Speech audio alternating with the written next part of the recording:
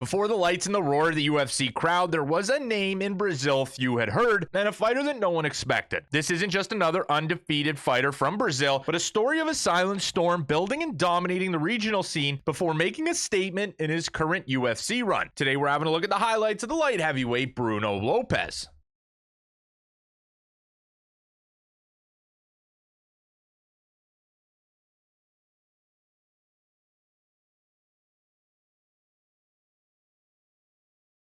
Lopes debuted to the sport of mixed martial arts as a professional in the summer of 2013, and in just 2 short years, he'd reel off 5 straight wins, including a jungle fight welterweight title, and he'd already have co-mained and main evented 2 separate Brazilian cards. However, after this extraordinary run and a thunderous knockout in 2015, Lopes vanished from the sport. For 6 long years, there was silence, no fights, no spotlight, but he was grinding in the gym, and he came back in 2021 and he didn't ease in. He reemerged as an explosive fighter once again, 3 wins in 5 months under the Thunder Fight banner, all finishes, and even more interesting, he'd be competing in the light heavyweight division, and Brazilian light heavyweights had to take notice.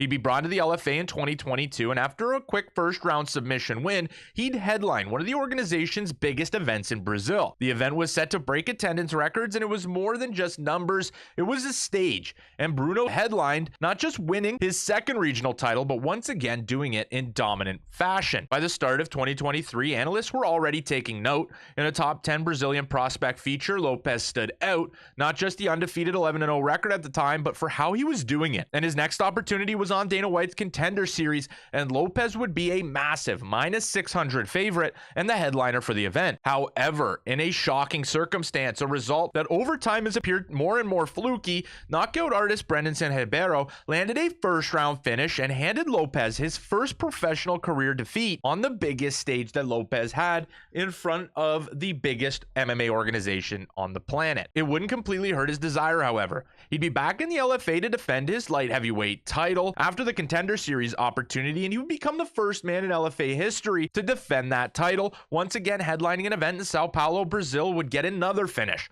An arm triangle submission against an opponent who was actually on the Contender Series himself, and the submission would come in the second round. Just 1 short year after his first Contender Series opportunity, he would get a second one. And in this opportunity, he would flip the script. Still labeled as a pretty sizable favorite, he would step into the octagon and defeat a respectable Georgian opponent. He would put him away in the second round. His opponent would land a knockdown in the first round, showing the same scare as Lopes' first Contender Series opportunity. However, Lopes would bounce back and find that second round finish. And then Lopes, in his UFC debut, would be in unfamiliar territory. He would come in as a moderate underdog against another undefeated fighter, and he would serve as the Ribeiro in his career, handing Magomed his first career defeat in the professional MMA scene in an upset on UFC Fight Night Dern versus Ribas.